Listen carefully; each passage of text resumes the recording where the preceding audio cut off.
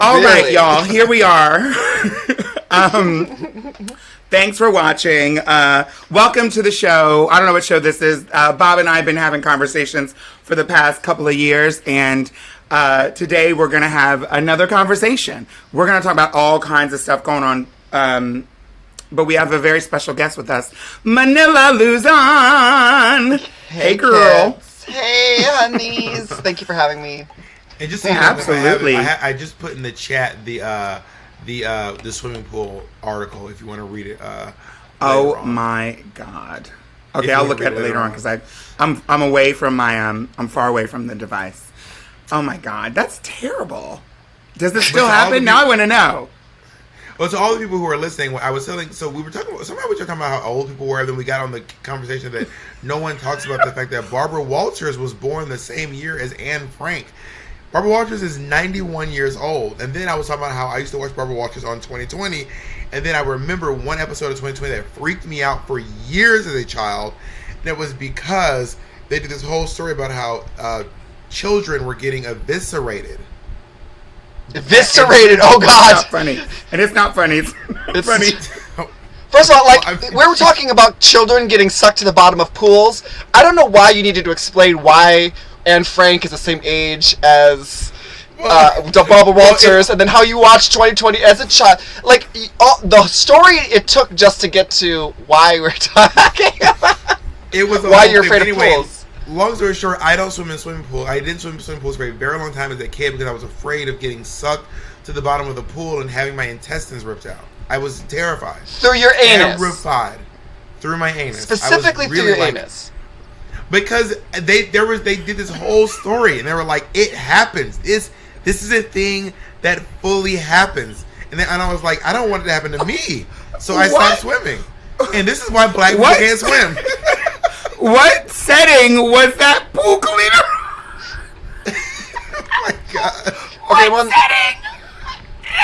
Freddy Krueger? What setting was that pool cleaner? I know, right? Right? And like, it specifically has to, like, you have to line up your butthole specifically with the drain in order for it to suck your intestines out your butthole. You get sucked onto it. You just get.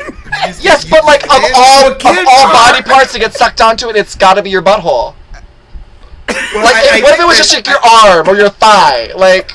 Well, so there are lots of stories because some people were getting sucked to the bottom of the pool and drowning, but they were getting sucked by their stomach or their side or something. What pool was this? It seems it was in Minneapolis Golf Club kiddie pool. Oh, I'm crying. All right, so this is actually a real article from a very reliable source, gems.com.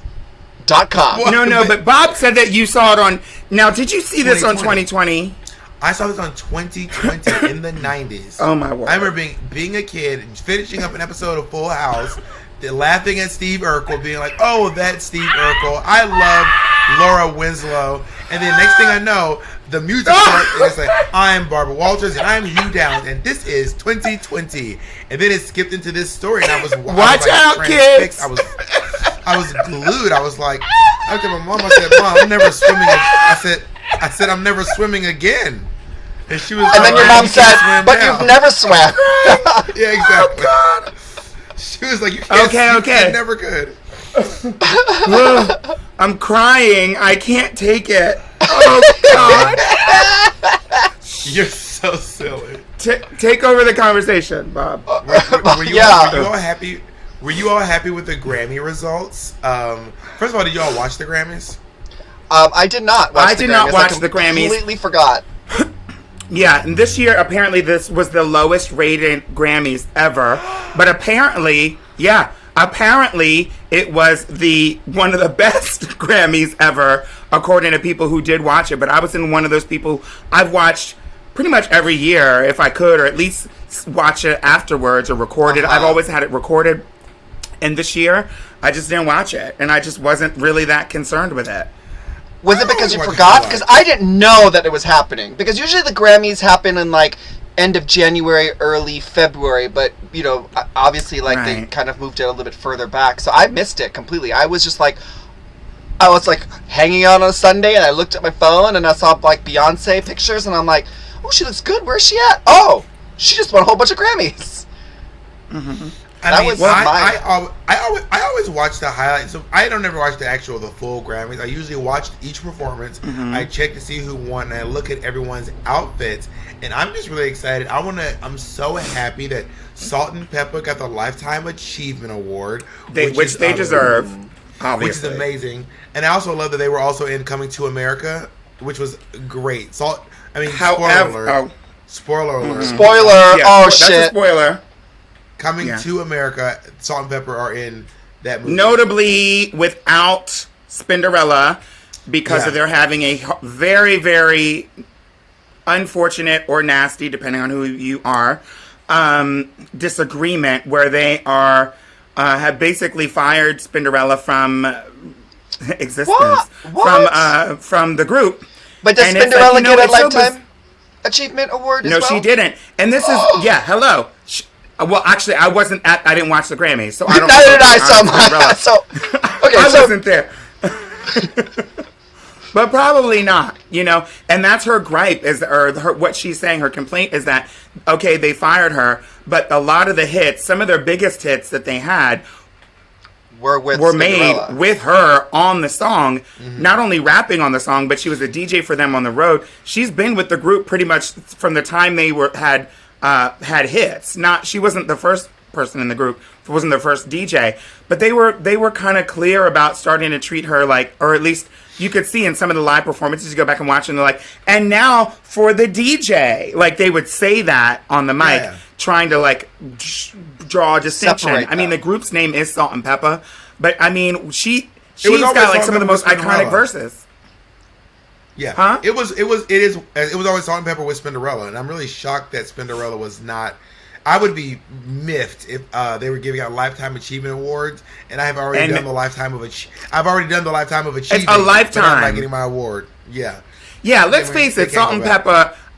I love Salt-N-Pepa, but let's face it, they're not in an era where they're like competing with like Nicki Minaj or like Cardi B. They're pretty much in the like we're just going to look at your legacy. Yeah, they're like with Patty. They're like with Patti LaBelle. Like they're like old school now. They're like the divas. They earn legendary status.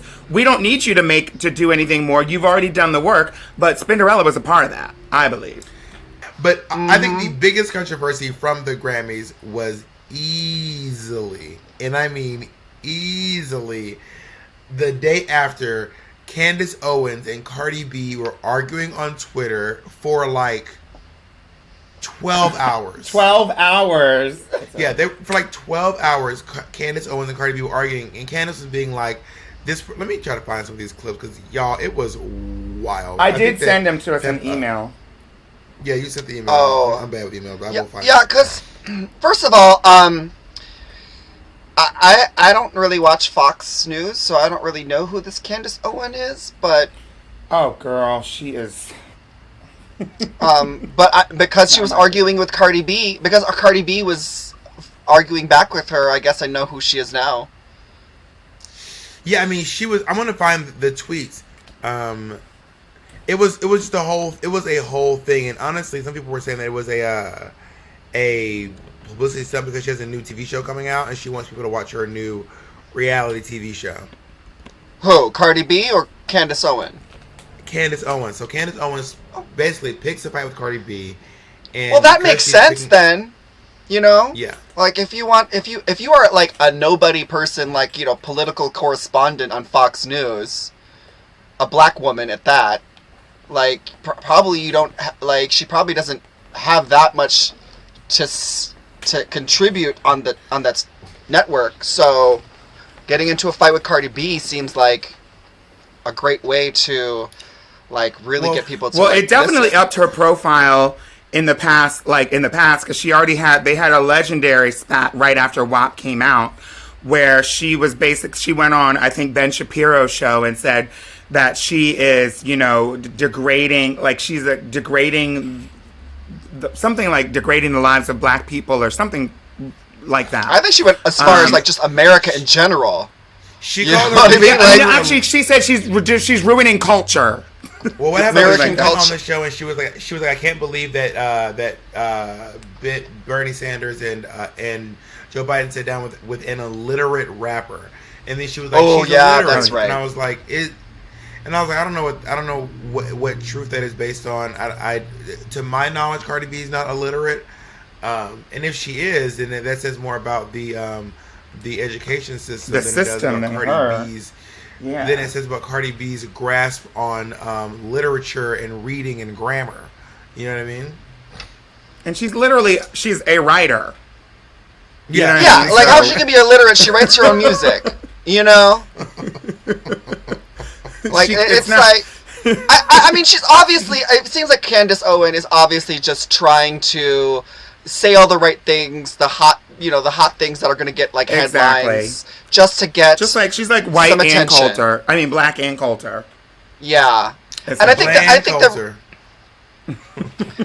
that because she's a black woman, kind of like going against a hip hop artist is like, that doesn't make sense. You would think that right. A black woman would listen to hip hop music, but she definitely feels like the ultimate clout chaser, where she she seems so heavily, like almost desperately invested in what white conservatives think about her, to the point where she pretty much seems like she will say whatever she thinks they will like. Especially if it's throwing the black community under the bus. Especially since Stacey Dash has already kind of like apologized for all of her like Trumpisms and things, because now she's probably looking for Stacey Dash is out of the picture, so we need to get some other black woman, black lady, who will say the kinds of things that they want to hear on Fox News. Well, I'm still wondering about like the people in the black community who were really happy to align themselves with Trump and then got dusted for it. 50 Cent, Lil Wayne. There were a couple of rappers who were like just Ice Cube, who were like, I don't mind Donald Trump, and everyone was like, I'm sorry, excuse me. And 50 Cent came out and was like, I was wrong. I don't know what I was saying. Lil Wayne never spoke about it. Lil Wayne also got pardoned, and when Donald Trump was on the way out of the house, he was like, "Here goes passing out pardons to Lil Wayne and so and so and so and so." So it was, but not Lil Pump, Lil Pump that he called Lil Pimp. Remember? Woo! But anyway, that was. And then I was looking too. I was talking about too, because the other thing that was like got my head spinning this week was this Lil Mama moment. Lil Mama. Speaking of Lil people, girl, Lil Mama. I haven't heard from her in like 10 years though. That's so. Way to go, Lil Mama. She's doing exactly what she needs to do. I mean, great. Yeah, you got us talking about you, but you're right. She. It seems like the last time I thought about Lil Mama was when she said something else completely like phobic or like inappropriate or problematic. Was it like she had said something about she was the judge on? Oh my God! Yes, back when she did America's Best Dance Crew, and she said something transphobic about Naomi Maldonado. Naomi Maldonado stormed out of. I used to be obsessed with America's Best Dance Crew. Yes, especially in those early seasons. Oh, yes. Naomi was with a group called Vogue Evolution. By the way, Naomi was the first trans woman openly trans woman I ever saw on TV. So I remember seeing Naomi and being like, "Oh my God, this is amazing!" And then Naomi had a bad day and she stormed out of a rehearsal, and they highlighted that and they showed the week's rehearsal, and then Lil Mama was like, "If you want to be a woman, that's not how women act. So if you're gonna say you're a woman, then act like a woman." And then just basically, being both misogynistic and transphobic simultaneously on TV and yelling at this woman. And then she recently tweeted out, she said, "This is wild. I can't even believe someone would." So tell us what she had the nerve to say. There's a few things. She said, "So children are too young to smoke cigarettes, too young to drink alcohol, too young to get a driver's license, too young to go to a club, too young to gamble, too young to rent a car, but old enough to cut off their genitals and or change their gender. This is insanity. Hashtag girl, cut off their genitals. Girl, Okay, first of all, identifying as your gender does not mean doesn't have anything to do with your sexuality and has nothing to do with your genitalia. And also, it does not. And also, it does not mean that people are. There is a falsehood that says that every single person who identifies as trans is looking to have gender affirming surgery or bottom surgery, and also people who are, that is fully their business to do what they want with their bodies, to have a surgery they feel can help keep them alive. And furthermore, if we're going to talk about what it really is, none of the gender affirming surgeries that I've ever heard of are cutting off your genitalia. Yeah, nothing. None of them. Nothing gets and cut so off. That's completely different. That's like saying going to get your ears pierced is like having your head bludgeoned. It's not the same thing. It's like so over. What are you talking? No one wants to get their head bludgeoned. If you say you shouldn't take young kids to get their ears pierced and have their ears mutilated by having them bludgeoned in the store, then no, everyone would agree. We don't want that to happen to little kids. But if you're saying, oh, it's a sanitary situation, they're there, their ears are cleaned, and then they're like, then people can understand how it's more reasonable. Yeah, and exactly. the same thing with. Yeah. And what about like say I don't know, Kylie Jenner when she got her like facial feminization, like she was young, right? Well, that's totally acceptable. I'm glad you brought that. I was talking to someone recently about this, and I was saying we were discussing whether or not cis people can have gender affirming surgeries. Can cis people have gender affirming surgeries? And after talking about it for a while, it seems like that is a possibility for someone who, if yes, it's a possibility. Like for example, there are some cis men who have breasts who don't want them, and if you get them removed so that you feel more like a man, that is a gender affirming surgery. If you are a cisgender woman and you have flat chest and you feel more voluptuous and more ladylike with a breast job, then that is indeed a gender affirming surgery. But it's interesting, no one has any myths or any thoughts about any cis people getting gender affirming surgeries. None.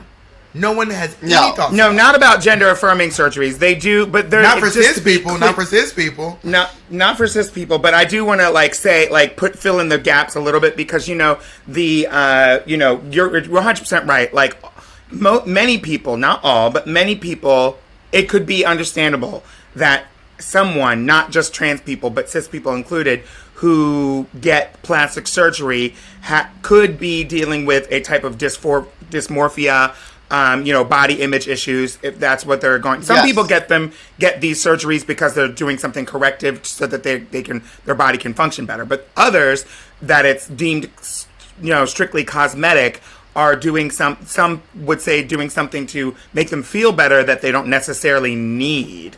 And so I think that's where that notion of plastic surgery has been we've been conditioned to think about plastic surgery as frivolous, unnecessary, kind of vain kind of thing. And so when trans people get it, the difference is when trans people are getting it, trans people are getting it to address, not all, but some trans people who get it, especially it was on the books, the best way for trans people to have surgeries and have them approved by their insurance company, which cosmetic surgeries are not generally approved by insurance. And so there's kind of the difference for it, that people are saying, oh wait, it's not fair.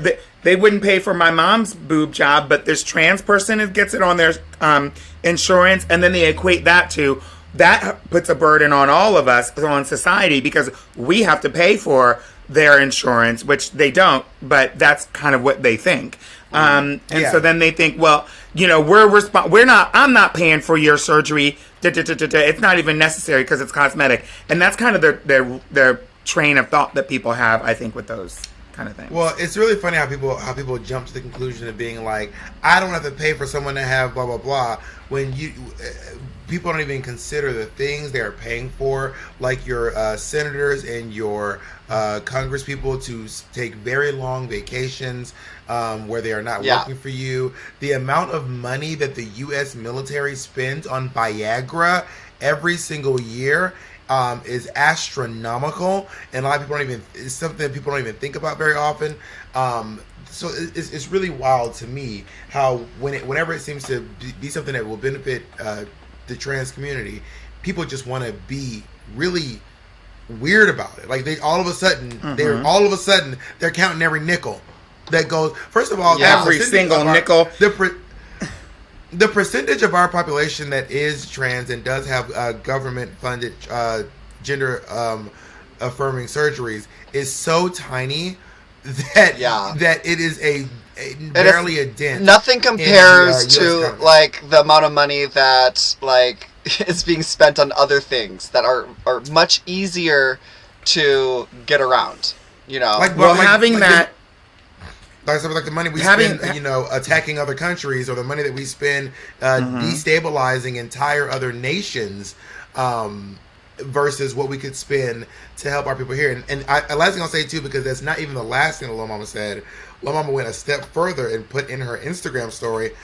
This is so stupid. I'm about to start a heterosexual rights movement. Off the bat, this is dumb. I'm about to start a heterosexual rights movement. Anti-LGBTQ bullying.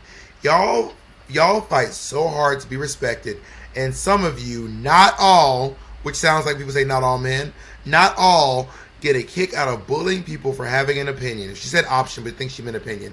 How they dress, their hair or makeup look, how much money they have, etc. There are people afraid to give their honest opinion, because if they do, the LGBTQ plus will hear what they want to hear and take the same amount of context. I don't have to prove myself by reminding people that I have loved ones of the LGBTQ plus community. When I speak, I am not trying to hurt anyone. I'm just speaking my truth, just like you all. Okay, well, good. That's her. If that is Lil Mama's truth, then good. But I think, a heterosexual. What? A heterosexual pride? Heterosexual rights movement. She said, heterosexual rights movement. What? Girl! Okay, a heterosexual... It already exists. It's called transphobia. It's called, cis sexism. It's called misogyny. It's called the patriarchy. That's heterosexual rights movement. Well, maybe she wants to come out... Maybe she wants to come out of the closet as straight. You know, like straight people don't get the joys of like having a coming out party where they have to like sit their mom down and be like, "Hey, mom, I'm straight. I'm attracted to the opposite sex." Well, just to be, you're right about that, but it is really interesting, and there's something that I believe has happened to Lil Mama that I don't really know, but I believe may have happened to Lil Mama because it's so prevalent and it happens to a lot of black women, is the public defeminization of black women, calling them, it happened so famously to Michelle Obama, calling them men, calling them apes, because of features that they may have or the depth of their voice and things like that. And so I would not be shocked if people have accused Lil Mama or kind of called her a man or even trans. And, I think that's really traumatizing and damaging for a lot of women. And they could potentially harbor some like resentment towards the trans community and LGBT people because they're like lumped in and they're treated as such, which is so backwards, because then you would think that would make somebody say, oh my gosh, homophobia and transphobia and discrimination is so out of control, it's even affecting me too. But that's not the direction that all of them go. I think I totally agree with you, Pep, because when Lil Mama first came out, she kind of had like that little butch vibe. She'd wear like the hat and she'd have like, the big lashes and the ponytail extension. So, it could be a little bit, you know, like she was a little rough around the edges. Maybe she wasn't the most feminine. So I can see that like really kind of playing into it. I do think that it's valid, but it is valid, but it also just gives not carte blanche, but it also seems to just really be like, and that's why people are acting homophobic and transphobic. But it's no excuse. Because just like when it's what what's her name, Tiffany Pollard said after Tiffany Pollard accused that woman on that show on the Zeus network of being trans. It was, I don't know if you saw this video, but it was a video like maybe like 2-3 months ago. Tiffany Pollard was a host of some show, and she's sitting down with this woman, and she's going, I think New York. I'm like, I don't even know her. New York. Okay. she's looking at this woman. She's saying, I think you're a man. I think you have a situation down there, and I think you're a fucking man with sweaty balls and da da da da da. And then when New York came out publicly, she was like, well, I only say that because people think I'm a man. And I was like, your entire wording is messy. But she was like, I only said that because people say it to me all the time. And I take it as a compliment. I was giving her a compliment. I was like, well, girl, that is not no compliment. I was like, I don't want to see you insult someone. Because if that's you at your best, when you're feeling nasty, I would hate to see how you can eviscerate. You could eviscerate someone like a swimming pool. You know what I mean? Intestines on the outside. Damn. But yeah, that was my thoughts on the. It's weird. I think that it does probably have some like roots in what you were saying, Pep, where it's like she's so afraid of being compared to that because she's always viewed it as a negative because people were saying it to be derogatory or to put her down. So she kind of just tries to separate herself from the trans community as opposed to being embracive of it just because she's just trying to like look out for her own self, you know, which is what, given the fact that so many people, we hear stories and so many LGBT people have history of falling out with their families. You know, conversion therapy is like all the rage in the United States. It's not enough to say I have a queer or gay or trans family member because half the times the family's kicking those people out.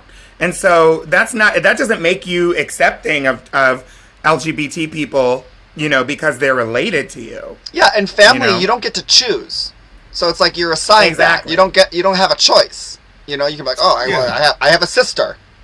I didn't have a choice to have I wanted a brother, but I have a sister. You know what I mean? Like, you don't get to choose that. I'm related to some crackheads. I don't approve of their lifestyle. I didn't get to choose. Yeah, exactly. And it just goes, I mean, just to corner back really quickly right now for the people watching right now, there are so many bills that are being put forth right now in the United States that are considered anti-trans bills and anti-trans legislation that's creeping its way across the country, state by state. And many of them are conservative or red states, and they are basically taking the same play. It's like they had a conference call and have decided to share the same tactics from state to state. And so it started with Alabama, Arkansas, South Dakota.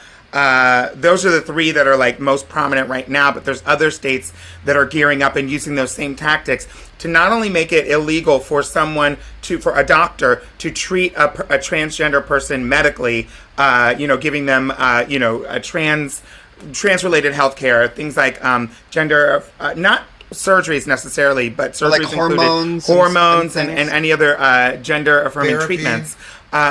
Therapy, like psychological therapy, making it illegal for any doctor to provide that service for these people, knowing that these are life-saving, for many people, life-saving services that these medical professionals are administering. And so there's a move to make it illegal for anyone under 18 to receive care from a doctor that's gender-affirming, that fits into those categories. There's also a move to make it illegal and an arrestable offense for someone like a counselor or a teacher, a faculty member, to protect the identity of someone who comes out to them as either trans or queer or gay or anything like that. Oh, so they are legally obligated to tell? Yeah, you're legally obligated to alert whoever's on the list. Obviously, the parents would be included. And so there's that. That's happening in these states as well. And then the one that are kind of making more news is is banning transgender people from organized sports, basically, at the club level, at the school level, just basically banning trans people from organized sports. Anything between, like, grade school or whenever people would start playing sports to college level, because, you know, college has its own kind of rules, and then there's professional, and then, you know, Olympic. But, you know, that's really, you know, we have people like a couple letters Rowling who decide to, you know, jump in on this bandwagon. Not a couple letters Rowling. And, you know, sort of espouse all of this anti-trans rhetoric.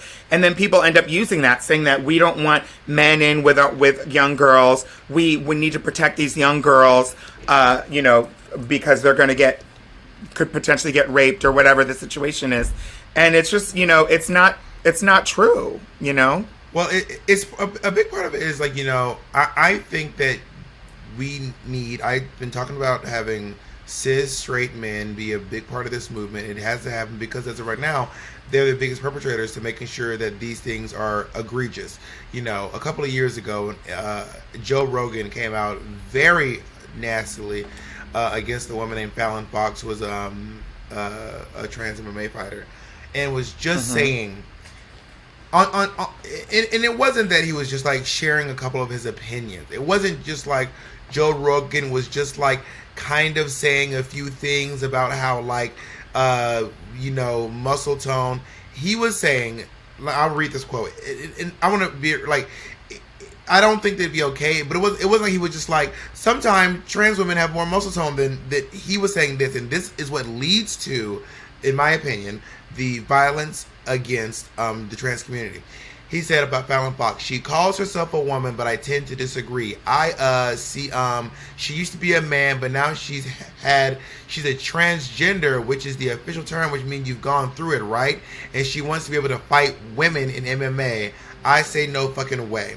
If you had a dick at one point in time, you also have all the bone structure that comes with that. You have bigger hands, bigger joints. You're a fucking man. That's a man, okay? You can have that. I don't care if you don't have a dick anymore. You're a fucking man. And I'm like, do you, like, and if someone cannot see how that rhetoric and that language can lead to actual violence against trans people, if you're not able to draw the connection from point A to point B, then I don't know what to say to you.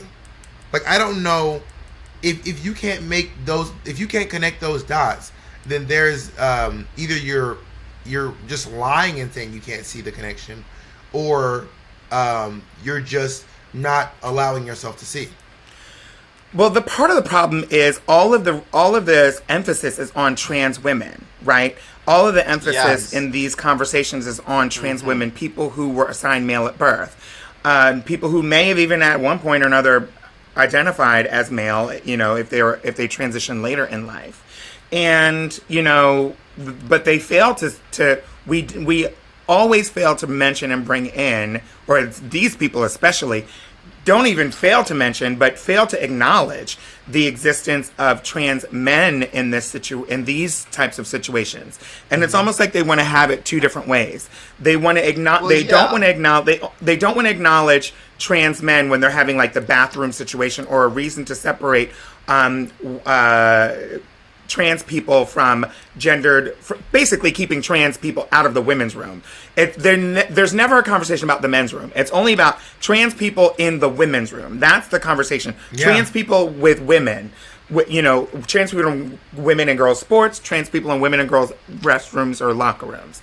It's only that. But one of the things that they never really acknowledge is if you take everyone and freeze them today, not freeze them, but freeze today, and then rearrange everyone so that you have to go into, if you force everyone to go into the restroom or the locker room or play in the sports with others that share the same gender they were assigned, then you're going to have men in the women's room.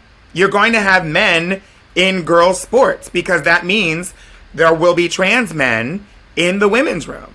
You know, and these are not all trans men, but many of them are. Many trans men are people, at least somebody in there is going to be, maybe not have bigger hands, but is going to be taking testosterone. There are lots of trans men of all different types of sexualities and genders, gender identities and expressions and things like that. It's very wide, but there's that will be men in the room, people who are self-identified as men in that room or in those spaces. And so there is no one way to self-identified as men, but like fully, not just self-identified as men, but the biggest thing that these people seem to be scared of is people who look like physical, men. looking like. Yeah. Yeah. That's and what so they're scared there's of. no way to sort of to make one rule that's a one-size-fits-all rule that just protects women everywhere and keeps trans people away from them, because no matter what, you're going to have trans people. It's either with other women or men. You decide who goes in that room. And I think it all comes down to it. It comes down to like everyone just thinks that like being a man is better. Like that's just like how our society has kind of like said it. Like, oh, it's a step down if you are a man and you want to become a woman. But it's perfectly fine if there's a woman and she's like wearing pants and she wants to, you know, like have a mustache. Like it's fine. It's like they don't even care. Well, there's a lot of misogyny baked into transphobia. A lot of misogyny baked into transphobia that people may not want to look at within themselves. And I think that some of these people just don't want to say it because they don't want to sound super, super bigoted. But at their core, they probably just don't want trans people existing. So therefore, so they're just doing everything they can to try to minimize the existence of trans people. Yeah, it really is about keeping us out of public spaces, out of the sports, out of the bathrooms, out of the schools, out of the workplace, out of the military, out of the hospitals. You know, like this bill on a national level almost passed that the Trump administration presented and supported, that would make it that would remove transgender people. Like, if you were transgender, you're not getting health coverage, basically. And that, you know, that did not succeed last year. But it came awfully close, and then it just signaled to the states, oh, well, we couldn't get it done federally, so let's do it on the state-by-state level. But what Joe Rogan actually ended up saying, he never apologized for that piece that you mentioned, but he did come out and say on a recent episode, as in, like, I think a few days ago, there are people who really have these thoughts, Rogan said on his podcast. The problem is it becomes a protected subject, and then you get praised for transferring your gender, for changing your gender, and then it gets exciting for people to talk about, and then you get chastised for even discussing it in any weird way. And then people who are marginalized for being like generally dumb if they transfer over. I don't know what this transfer is. If they transfer over, his lexicon is horrible. It's so busted. Being trans and medically transitioning is not akin to transferring. Transferring is what you do to your library card when you become a different age. Transferring is what you do when you need to, exchange when you get off the A train, videotape. And you take the A train to the C train. It takes 2 minutes, and it was nothing to it. 2 minutes, nothing to it. Medical transition, if that's what you're talking about, can involve a lot of money, a lot of time, a lot of heartache, and a lot of stress and danger for some people who opt to medically transition in a way that's not safe, in a way with people who aren't medical professionals. And so you're not just transferring, so fix that. But anyway, if they transfer over and become another gender, then they get praised. There are a lot of people who are idiots, but then they become trans, and now all of a sudden we think they're amazing. Can I just say real quick? Well, they are. They are amazing. And I honestly do. I agree with them with that, because it takes a lot of bravery to completely do that. You have to be it's a lot. It's a lot to go under to like say. Yeah. I'm going to get rid of all my clothes. I'm going to buy a whole new wardrobe. I'm going to go out into the world, and I'm going to be my true, authentic self. And people just can't deal with it because they hate themselves so much that they just want to, like, hate on everyone else. And if they see someone that is, like, brave enough to just be who they are and be unapologetic about who they are, they're not hurting nobody, they're just doing it. It just upsets people because they just are reminded that they are not doing the shit that they want to do in their lives, and they're not being themselves because they've been conditioned to just be this certain way, and this is the only way that they're allowed to be, and they hate when other people go outside of the box and be whoever they want to be.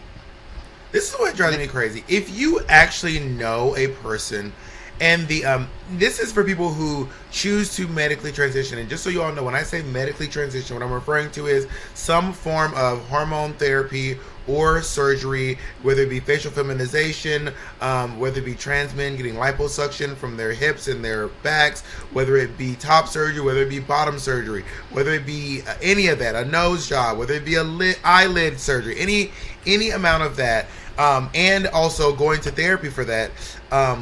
The amount of courage that it takes to do that is astronomical. The amount of courage that it takes to literally walk out your front door. Just walk out the front door and knowing that you might see in daylight, and knowing that you might see another person and that they might have thoughts against you. If you knew what that person, the amount of courage it took for them to do that, then you would think they were amazing. Then you would think they were phenomenal. Then you would think they were fantastic. If you had an inkling of what it feels like to experience that.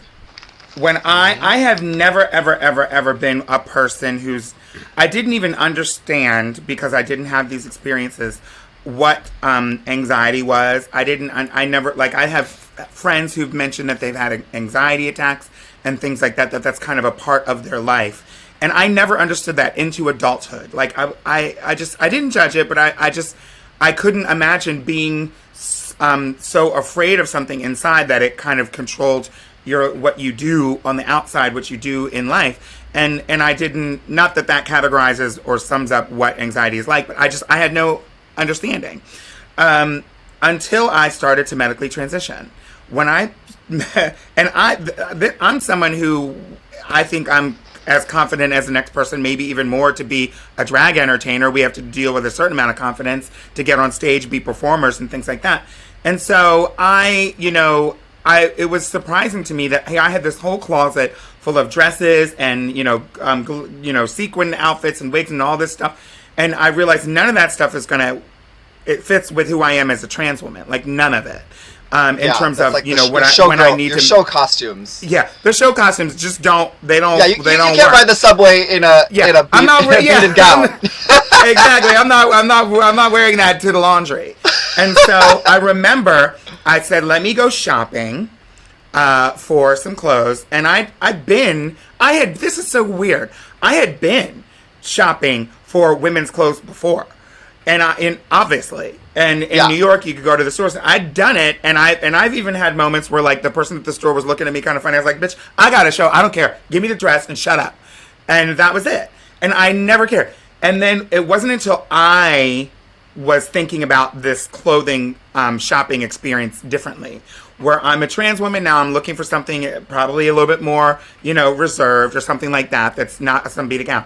And I had this whole anxiety. So I went out and got the clothes. And I remember I was like, let me start with something that's kind of neutral. Something that's just shorts and a top that anyone could wear. Male, female, however they identify. So I was like, trying my best to be kind of like, androgynous, if that was the word that we're going to use. And I remember getting the outfit, and I only had one. And I had this outfit, and I put it on. It was shorts, and they weren't even that short. They were like to my knee. And busted as some kind of tank top, whatever. And I was like, okay, this is my lady's outfit. And I've never talked about this. And I put it on, and I needed to go out of my house to go to the store down the block, which I've been to 100,000 times. And I've walked around my neighborhood in drag. So, like, there shouldn't be any problem. It's shorts and a shirt. And now I'm going out with no makeup on, and I have long hair. I had some braids, and I went to grab the door, And all of a sudden, I broke down in tears, and all of this fear came upon me. People are going to laugh at you. People are going to know. Yeah. That's what I was telling myself. And I could not leave the house for 2 or 3 days. I just stayed in the house because I was afraid. And I couldn't, I'd already started medically transitioning, taking hormones and things. And so I was just in this frame of mind, and I felt really fragile, and I was so afraid that I didn't know when the next time was that I'd be able to leave my house, because I was afraid that people were going to know that. And I didn't know what they were going to do. They were going to try to hurt me. Were they going to laugh? Would they say, not you? I just didn't want anything to happen to draw attention to who I am or what I was or what I was doing. And so I was deathly afraid of that. And that's when I first experienced what I believe to be anxiety about those situations. And so, yeah, you're right. It is stifling and paralyzing to some people. Yeah, so it's yeah, so and it's a brave thing to do. Yeah, it's so annoying that Joe Rogan can trivialize, be like, and now they think they're amazing. Bitch, they are fucking amazing. I know people who can't go get their fucking teeth cleaned, and I know trans men who went and got their fucking titties chopped off. So tell me they're not fucking amazing. I am afraid of the dentist as well, so that one hits home for me. I know, but I can't get my teeth clean. Meanwhile, people are out here literally like doing everything in their power to be comfortable, and it is. And it's not only brave. It's brave. It's not like it's just like getting some plastic surgery. This is people who are bucking every single thing that we've learned about gender and what we're supposed to fit into. All the stuff that people like Joe Rogan, I believe, happily subscribe to and fit and try to, and also work to fit themselves into, because men also try to aspire to what other men think and to fit into what this prescribed notion of what a man is supposed to be and think and act and feel and how they're supposed to treat women. And so men do that too, and that's what I think is the biggest fear for them. But we're doing that against what the current of society. It's not like we're just tra-la-lying to the doctors. Everyone else, many people in our lives, people outside, people we encounter, can provide a certain barrier to those things. And so, yeah, I don't see Joe Rogan. I remember when he used to host Fear Factor. Is that what he used to host? Yeah. I remember that, and I remember thinking, this person seems hateful and disgusting and terrible, toxic energy spilling out of him. And this is the show that he's going to be on. And so I never liked him, and I never liked the bitch. Let's go to the next topic. I don't see hot. Yeah, I mean, I kind of have a personal vendetta, desire to go on his show and drag him, but that probably won't ever happen because of my political views. I'm also just really alarmed at the fact that we have to ask people to not attack Asian Americans in the street. It is insane. What's going? Ridiculous. Yeah, it's wild. So it's like at the time it's like Tide Pods. It's like, do we really have to tell people to stop doing this? Like, what the fuck's going on? What's wrong with you? It's crazy. Not like Tide Pod. I mean, it's as stupid as Tide Pods, but it's not, because all that's happening is the same thing that's bubbling up that had happened, that we could see happening. I feel like I could have predicted these moments, these attacks, these horrible murders, a year ago when our president started, our president ordered okay, let me calm my language here. The president had actions that I believe were basically calling for people to take action against Asian folks in this country. The former president. The former president, yes. Not President Biden. Trump. Calling for people, I believe his words and action and his rhetoric, the next logical step in many people's mind was to attack Asian people, just the same way they were pulling over people that they thought were Mexican, 2 or 3 years ago, that I think you're Mexican. Let me see your card, bitch. You're not with ICE. Not ICE. You're not a police officer. You're the grocery clerk. You need to see their car, their status, their citizenship. No, bitch. Ring it up and let's go. And so these people feeling empowered and emboldened and feeling like they have a call to protect this country and that it's their duty to do whatever they can to other people on the street, hurting them, beating them up, taking your gun. And I'm going to show that we have a right to use our guns, and I'm going to take the exercise the Second Amendment and go and shoot up a bunch of people to show. It just is ridiculous. It's more than ridiculous. It was predictable. It's exactly what this country seems to condone, unfortunately, on some level. And we could see it. We could see all of these. We're not surprised when these acts keep happening, because all we have to do is look back a few months or few years to see, and the history of hate against Asian people in this country and racism against Asian people in this country. It's pre-installed. It's baked in, just like all the other racism. Yeah, sorry, it's unfortunate.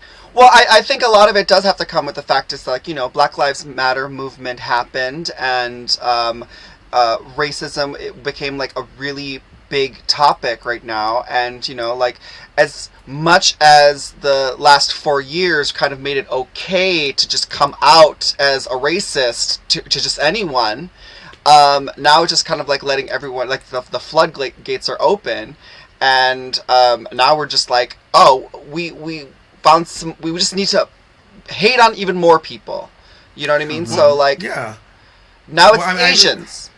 I agree with Pep's saying. It starts with Donald Trump being really aggressive about China, being mean about China, Chinese people in general, calling it the China virus, and in that way you get to blame someone. What Donald Trump is doing is blaming the world's biggest pandemic on one country, and a lot of times Americans do this thing where they just make all Asians Chinese. Yeah, every Asian is Chinese. They just kind of smush them all into one and just go. I mean, I know that I believe, and I'm sure you've said that you are a Filipino, but do people often like confuse you for like Japanese or Chinese or? Yeah, if they're dumb. I mean, if they're dumb, the thing about it is like, it's just you're kind of, you're just dumb. You just don't have the information to fully process that there are different countries, different kinds of people. They're just lumping it all into one, kind of like how we're just, if a movie takes place in Europe, regardless if it's in France or Germany, they all speak with British accents. So we all just assume here in the States, we just kind of try to make it as simple as it can be for us, because we're just too stupid to realize that there's differences, right? So we just lump it all into one thing. I remember as a young kid, like there's, you have like a little playground rhymes about Chinese, Japanese, dirty knees, look at these. I don't even remember what it is, but even as a young kid, like growing up here in the States, I even at first I just assumed that, like, I didn't know. I just knew of Chinese restaurants, and then the other thing I knew was that I'm Filipino, which is a different place, and it's not much like China.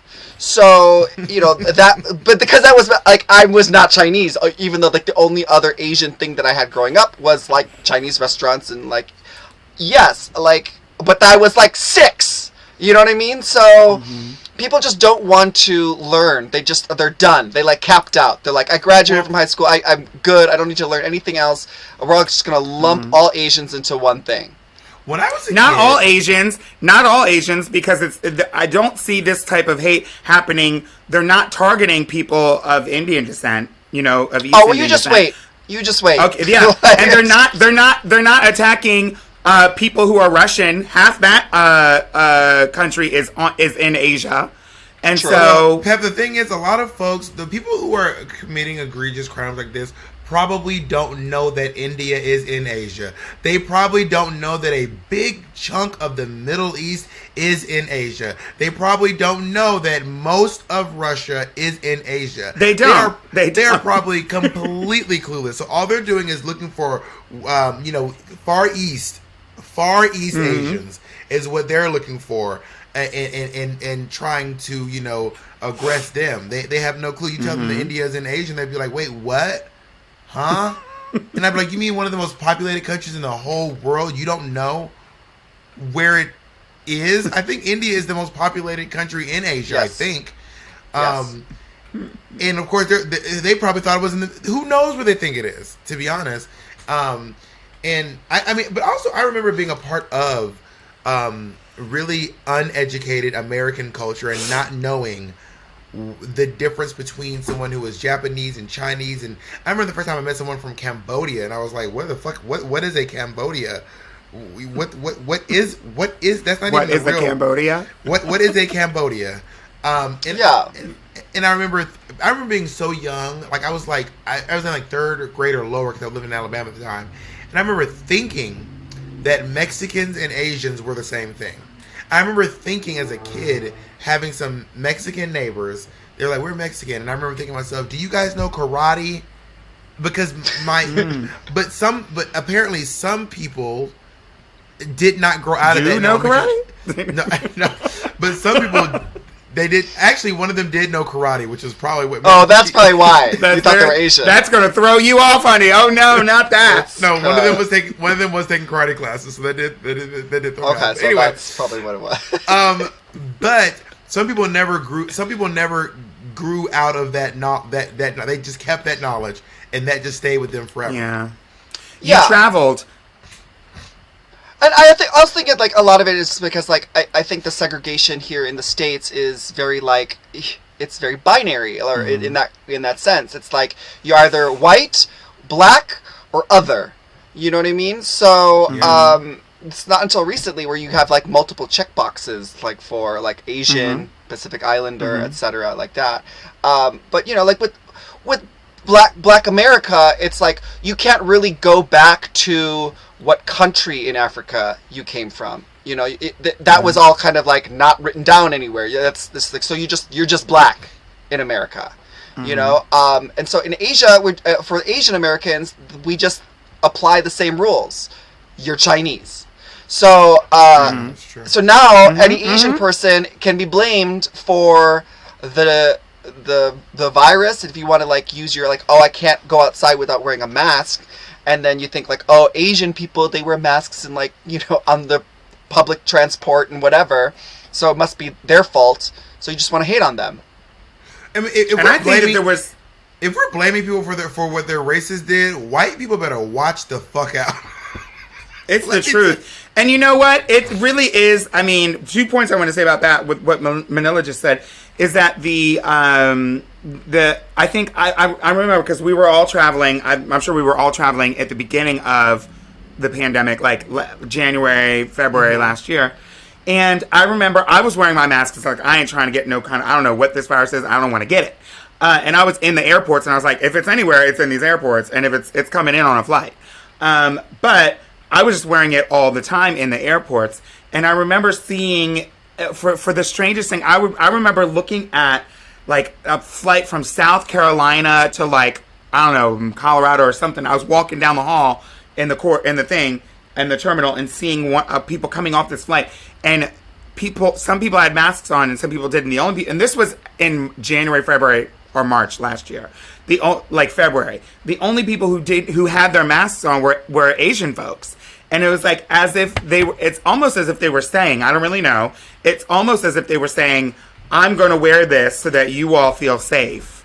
Well, that's part of Asian culture. Is because, when you think about Asian culture, it's like there is a lot more responsibility that people take as unity. And it's not like here in America where it's all about me, me, me, me, me. There's like a certain respect you take. If you're sick with a cold, and in Asia, you put on a mask so that you can go outside and not get everyone else sick. Here in the States, we're like, oh, I'm sick, I have to go to the store, I don't give a shit who I infect, because it's all about me, and if I'm sick, then everyone else should be sick with me. You know, so that is like something that the Asian cultures have kind of figured out. We just are a little bit more respectful. Like, hey, if wearing a mask might be uncomfortable for me, but if it's going to prevent other people from getting sick or prevent me from getting sick, then it's a risk I'm willing to take. And you know, Asian people have been covering their faces for years wearing masks. Yeah. You know, this is before the pandemic. This is just for like regular when you're sick with a cold or a flu, and you need to go outside. You just wear that situation. Or if you want to feel safe when you're riding on an airplane, then you wear a mask, and that's nothing wrong with it. But now it's like people see that, especially in the beginning, where it's like we're having a lot of resistance to wearing masks. Even still, we're still having resistance to wearing masks. When you see Asian people like just wearing it, like not giving a fuck, then we want to blame them for like, oh, like I can't, like you're forcing me, your habits are like making, and now I have to like follow along, and I have to wear a mask too, and now I feel like a certain way because of it, and you want to blame the person that you see wearing a mask, and it's Asian people. So it's crazy. I'm gonna show you what I wear in the airport, and I'm not even kidding. This is literally what I wear at the airport. Hold on. This is literally what I wear. That is. Oh my God, you look so gorgeous. Yes, you should wear it everywhere, not just the airport. Is that like a space helmet? Is it? It looks like a space helmet. I wanted to get one too, but then I was thinking, oh, by the time we're really flying around, you know. So have you? How does that work? Like, how do you like it, Bob? So I've worn it on a couple of sets, and it works because it doesn't touch your face. It's not actually touching your face. So if you're on set and you need to move around and you're wearing makeup, this is great. If you're someone who wears makeup during the day, this can really save your face. Yeah. Oh, you know what? And you can do what Lil Mama does. Because your hair. No, what you do is you do what Lil Mama does. You just take a ponytail piece and glue it to the top of the helmet. Oh my God. Full circle. Bringing it back to Lil Mama. You just put a ponytail piece on the top. If you're gonna wear this might be a day for a kitty cat wig or a low ponytail, a low pony, a kitty cat, a chignon. That's what you do on this day. But I wouldn't recommend a bun or having your afro out. Cornrows. No. But don't wear your fro out on this day, honey. No, just for sure. Hot glue the ponytail piece to the helmet. Maybe a bang piece too, just to kind of complete the look. Take Vanilla's advice. Vanilla's advice. Do what Vanilla says. I would actually wear a full-on Astra helmet with a ponytail piece, walking around on the airplane. I feel like we talked about everything. We covered so much. We did so much land. We did. The only thing I want to say, we talked about a whole bunch of stuff, but towards the second half of it, anything that dealt with racism or race, you know, the piece that we didn't actually say throughout this whole thing is that it's all tied back to white supremacy, and so that is what we are in service of when we are going and beating up an Asian person, saying that they have the virus and brought it here, when we are saying that Mexicans or any person of Latinx descent or a Hispanic person is, you know, here to jump the border and steal our jobs, when we are, saying, oh, there's a black person, he's probably aggressive, he's probably already a criminal, so he deserved whatever he got when he got shot. All that is in slave-like servitude to white supremacy. And I think that is when you have that mentality and your mind switches to that, then you should watch what it is that you're doing and question and interrogate yourself. When that mentality comes in, it's time to question and interrogate yourself and your actions. Well, I feel bad because I feel bad because it's like I'm starting to have like reverse racism because white people are causing so much goddamn shit. Like I can't even go to the store anymore without seeing like some like bleach blonde old middle-aged woman without thinking like, oh God, is she gonna Is she Okay, gonna so cause she some goes, Karen moment? Is she Karen? Is she gonna ask for the manager? I was moving into my building, and there, my partner's Mexican and I'm black, and there's not a whole lot of people of color in the building. But I remember moving in, being like, I'm gonna get Karen. Like, someone's going to Karen me. Like, someone's going to come by and be like, "What are you doing in this building?" And be like, "You don't belong in here. Do you live here? By the way, which apartment?" It did, and it did happen. By the way, it did. No. It fully happened In Los Angeles. In Los Angeles, girl. Someone was like, "You can't do this. What unit do you live in?" I was like, "Motherfucker, what unit do you live in? I don't know where you live. What unit do Show you me live your in?" lease. Show me your lease, Diane. He was like, "I'm on the board." I said, "How do I know you're on the board? I don't know what." It was a whole thing. But I also want to make sure. Yeah, even if he wasn't on the board, go ahead. Go. Yeah, I'm gonna say if you are like listening to this, it's also a great moment because somehow in the middle of these attacks on the Asian community, there have been small contingencies where like black people and Asian people are now like fighting each other, or there's been somehow become some animosity between the black community and the Asian community over the and white people are doing. Yeah, and it's because of what white people are doing. That's really what it is. Yeah, It's because like black people are so like they're getting shit like almost the same way that like we're talking about Lil Mama. Like black people are getting so much shit from white people, so then they feel like, okay, well I can't shit on white people, so let me try shitting on Asian people. You know what I mean? Asian people the same way. And they use the same and using the same tools and tactics and racist kind of tropes rhetoric that the white folks have been using against Asian folks. Just picking up the same things and using them against them. And we have been, side by side in communities of color since each of our communities got here. We've all been at one point or another legally held out of white areas and neighborhoods, residential areas, jobs, and politics. All of us, each group. And so the notion that we're now suddenly that the enemy is each other is just a way of that, again, white supremacy telling everyone to fight against each other and uphold when black folks and Asian folks are bickering and fighting and hurting each other, it really just strengthens white supremacy. Yeah. Because they don't have to be involved. And all the white people who are like, but I'm not part of that, bitch, you are. You have to actively, you are by default a part of it. You have to actively try very hard to be anti-racist. So if you're on your default setting, you are part of it and you are contributing to it. If you are not actively trying to dismantle it, you are part of the problem. Okay, I'm going to try. This is so messed up. I'm going to try to do it. Okay, here's my busted ass analogy or metaphor, whatever you want to call it. That's it. Okay. You are white folks growing up in the culture in this country is like being born into a community that is self-sustaining. It has its own economy. It has its own ecology. It grows the fruit and the vegetables, and then that helps the air, and it's inside of a biodome. And so you're living in this oasis in this area. The biodome itself, the dome, the outside of this community is toxic and venomous to other people, and it protects the people inside. And you living and working and breathing and planting seeds helps. Hold up! You're literally. I have to say one quick thing. You're literally describing the royal family. All right, keep going. Yeah, well, actually, you know what? She should be wearing, and while they're in this biodome, they're wearing these helmets with the ponytail glued on top. With the ponytail glued on. And then now it sounds like a Sims video game.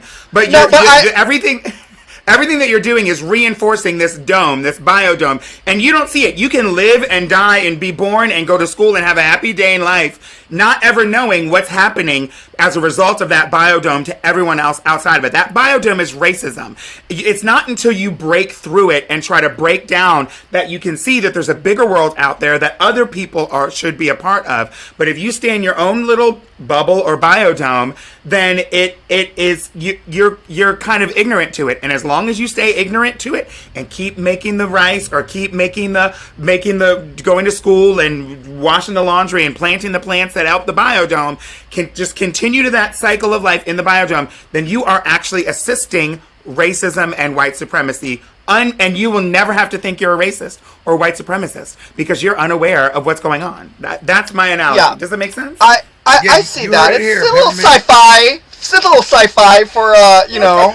I'm seeing Peppermint in the space helmet with a ponytail, like in a spacesuit. No, but I kind of agree. And like what you said, Bob, with the royal family is like you have to think about like white people is like they were born into privilege. So think of them as like that guy that's father is like a rich billionaire, blah blah blah. Like they have no idea. Is he single?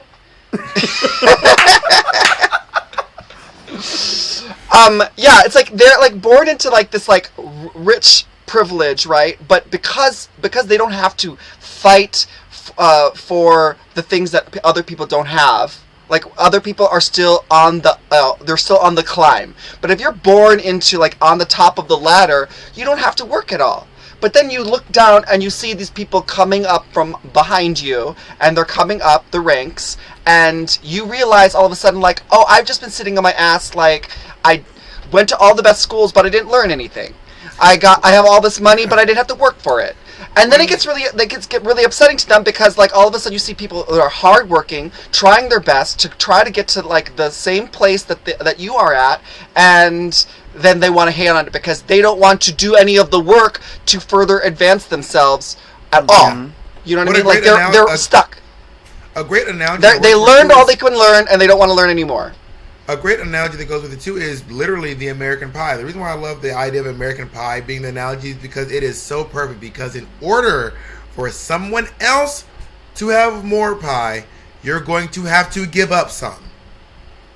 If you have half the pie and then 3 people are splitting the other half of the pie, if you want everyone to have equal pieces of the pie, you're going to have to give up some pie. You still get pie. You still get pie. But you're gonna have to give up some. But you're gonna have to give up some. If you want everyone to have equal slices, bitch, there's only one pie. We're gonna have to give some shit up. Anyway, that's my pie. We've all done our Let them eat pie, except for Lil Mama. Y'all, this has been a great conversation. Thank you for having the conversation with me and joining me. Y'all, make sure you check out all these fabulous ladies' socials and YouTube pages. We're going to put it right here on the screen. We're going to pop it on the screen. 1, 2, 3, boop. It's right there on the screen. Oh my God, it's right here on my face. Oh my God, it's on my mouth.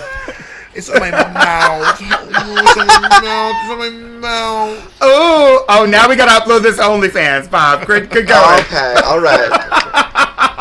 I love you, ladies. I love you Thank you so much for having us. All right. Peace. Peace, y'all.